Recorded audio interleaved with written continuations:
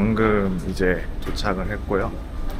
나가사키 가기 위해서는 후쿠오카에 먼저 이제 들어와야 되는데 한 1시간 정도 비행 시간은 걸렸던 것 같습니다.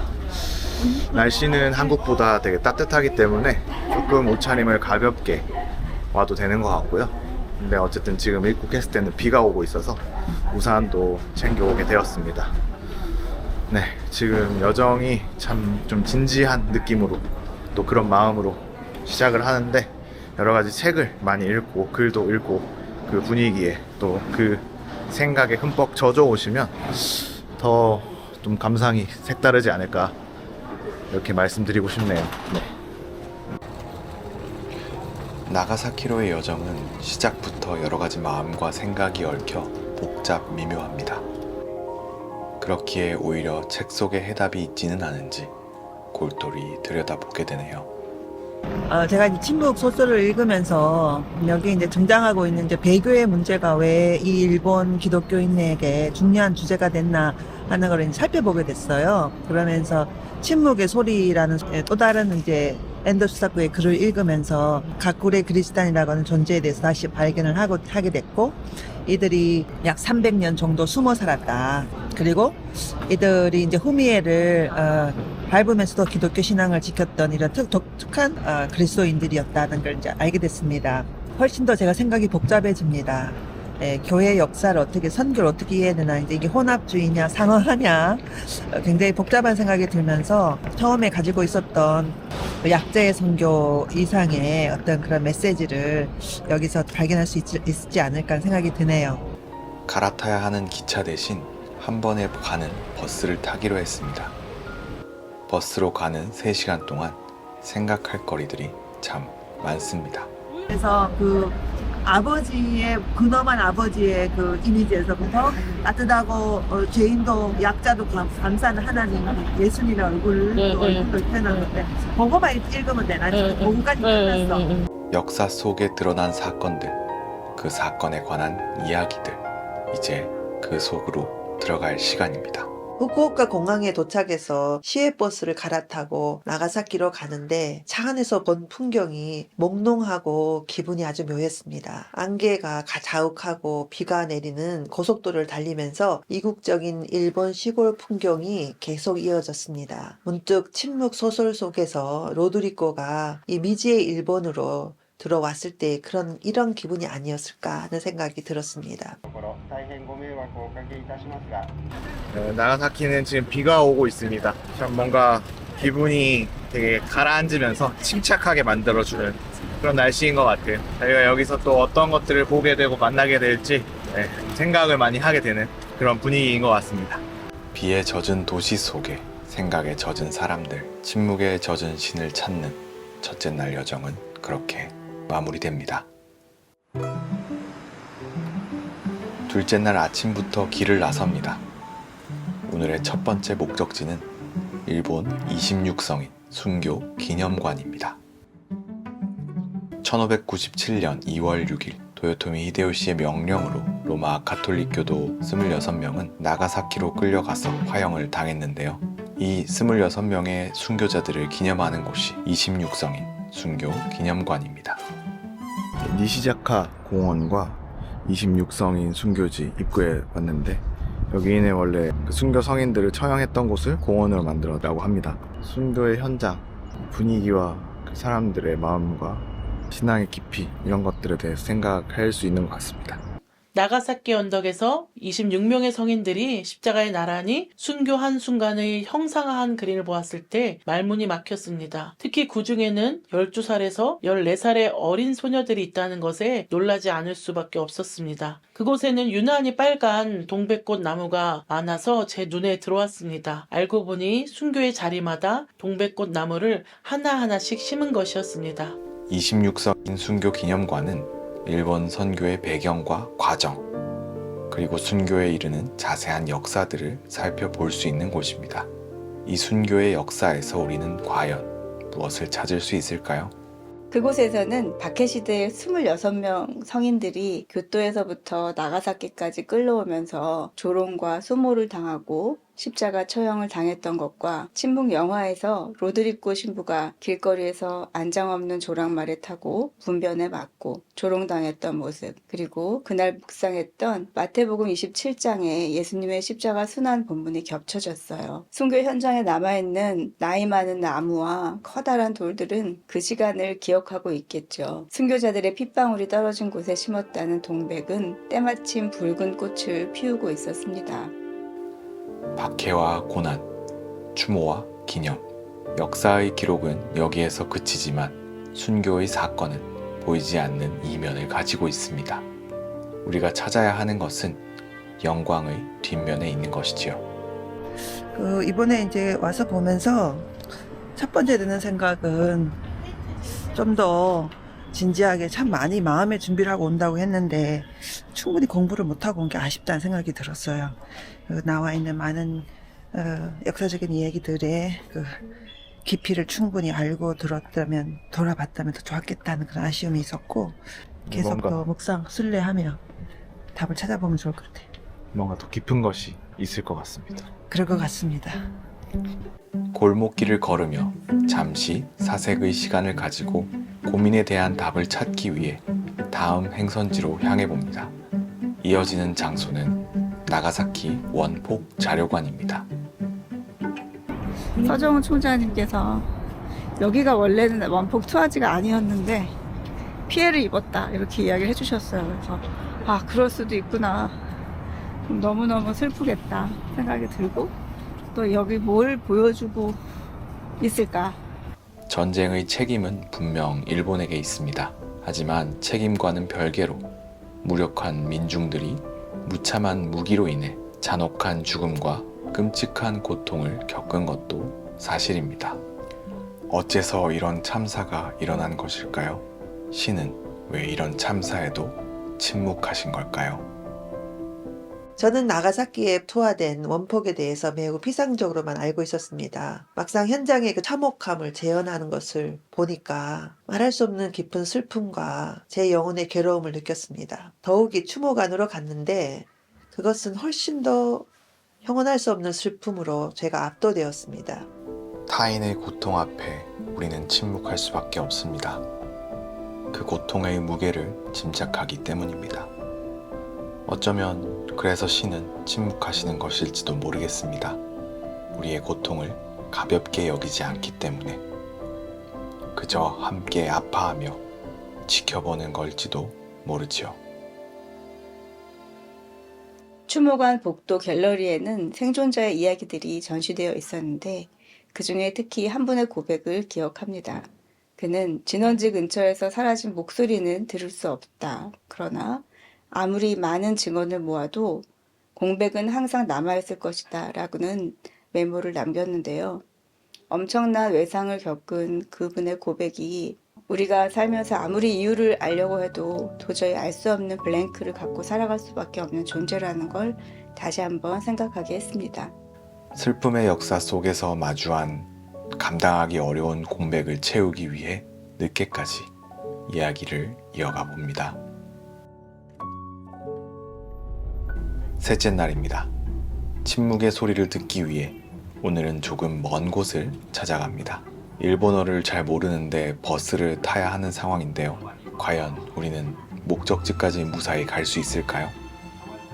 버스를 2번이나 갈아타고 어디로 가는지 알 수 없는 길을 걸어가는 기분은 정말 뭐라고 말할 수가 없는 묘한 기분이었는데요. 긴장되기도 하고 또 신나기도 하고 함께 가는 사람도 있으니까 안심도 되면서 바닷길을 따라 굽이굽이 버스가 우리를 어디로 데려갈까 생각하면서 출발한 지 한 2시간 만에 도착을 했는데 그때부터 다시 또 도보로 산을 한참 올라갔었습니다.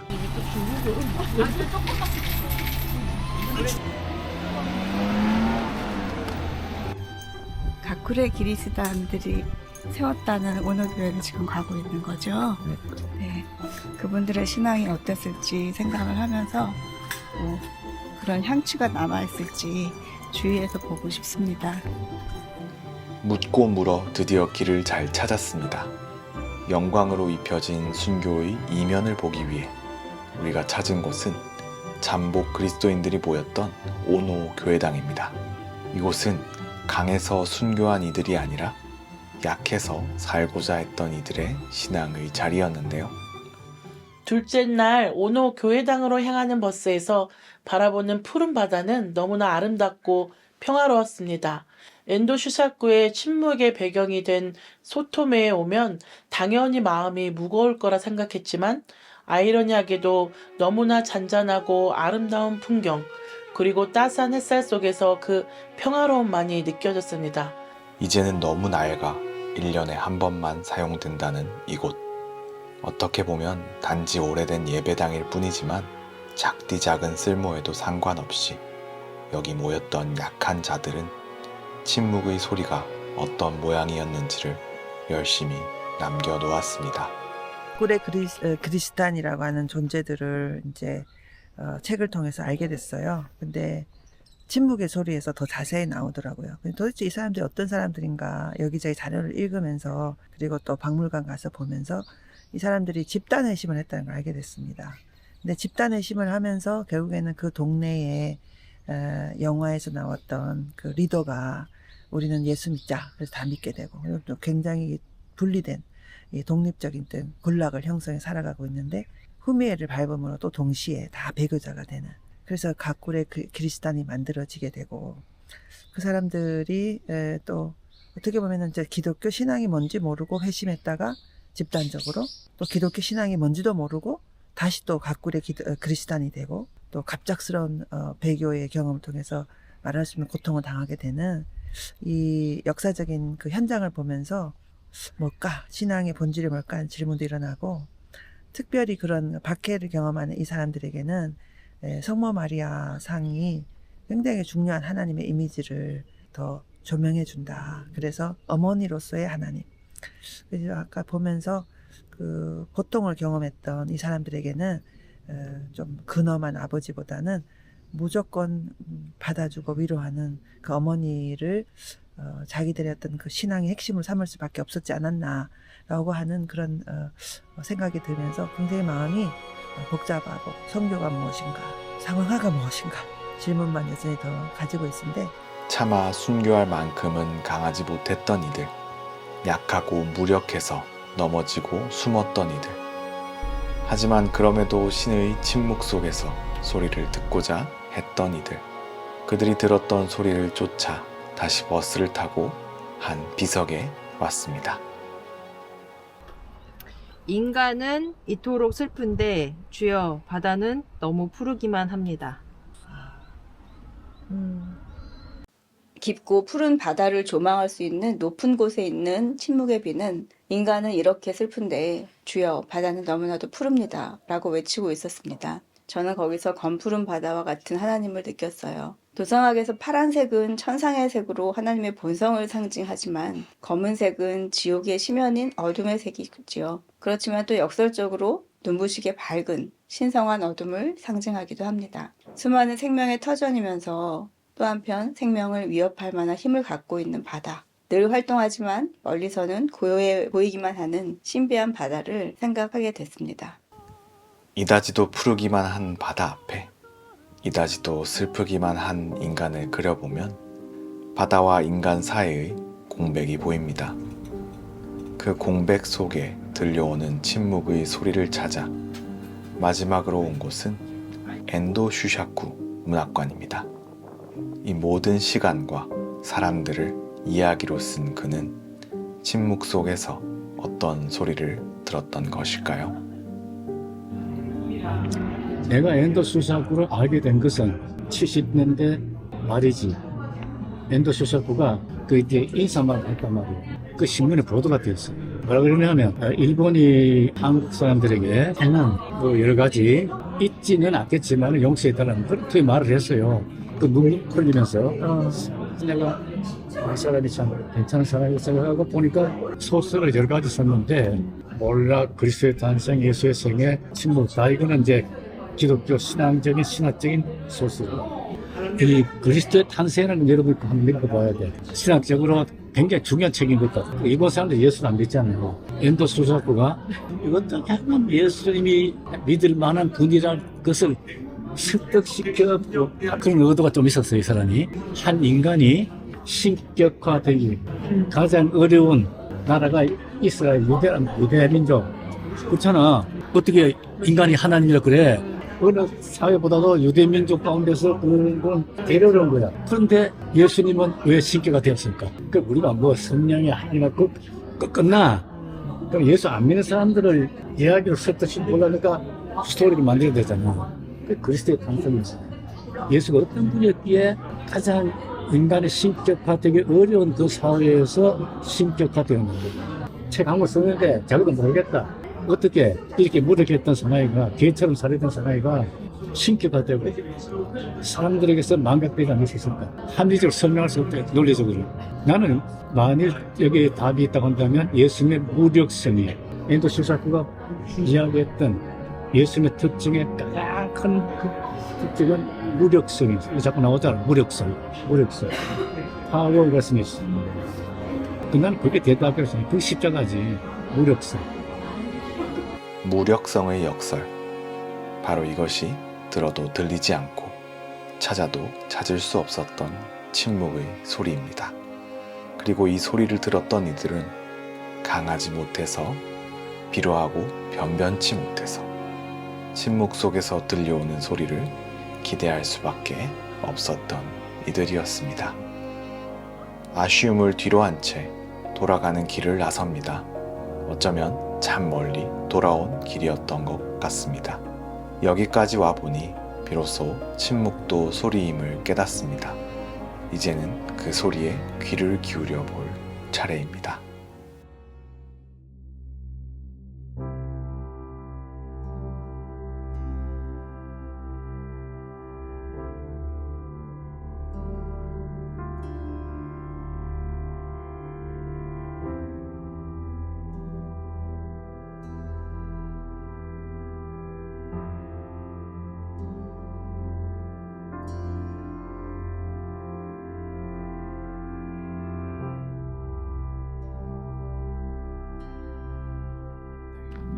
이런 가쿠레 키리시탄 잠복 그리스도인들의 유적을 보면서 드는 생각은 결국 순교의 어떤 사건들 그리고 지나간 역사들 그리고 순교가 실패했던 그런 판단들 이런 것들이 있었음에도 불구하고 또 잠복 그리스도인이라는 싹이 있었고 거기서 또 그 땅에서만 피어날 수 있는 열매들을 또 피워내고 맺었다는 게 그런 모든 것이 역사로 드러나는 또 하나님의 역사가 아닌가 이런 생각도 하고 결국 하나님은 일하고 계시고 선교하고 계시고 우리가 그 길을 찾고 발견하고 따라가는 것이 우리에게 맡겨진 일이 아닌가 하는 저만의 또 생각들 남겨봅니다.